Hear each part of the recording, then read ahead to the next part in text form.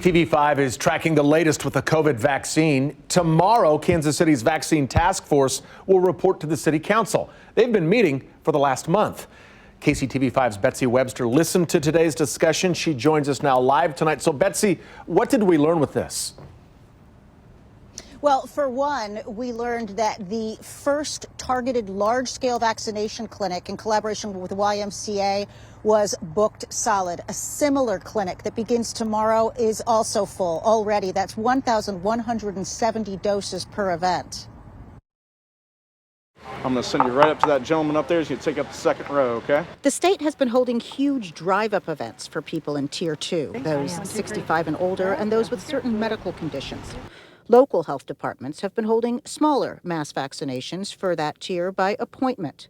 The KC clinics, in partnership with the Y, are targeting people in high mortality zip codes.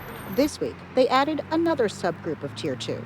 We also reached out to several of the school districts in Kansas City, Missouri, on getting some of the K through 12 educators. Missouri's Tier 3 begins on the 15th and includes a long list of job sectors.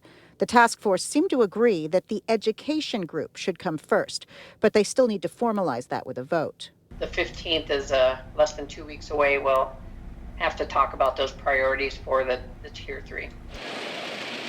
As evidence of how quickly things are changing, KC Health Department Director Rex Archer announced a surprise arrival of the Johnson & Johnson vaccine.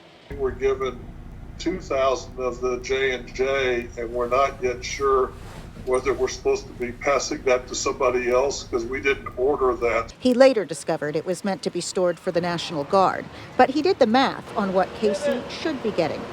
He said Missouri was allocated 50,000 doses of the J&J vaccine. Since KC accounts for 8.5% of the state population, that should translate to 4,000 doses to KC proper, and he wants to be sure that happens. Now, as for the YMCA clinics, those vaccines were provided from Walmart's allocation. Participants have been selected from the surveys that were filled out with the Kansas City Health Department, and those folks will be contacted if they qualify. Live in Kansas City, Missouri, Betsy Webster, KCTV5 News. All right, a lot of people will be waiting for that information. Betsy, thank you.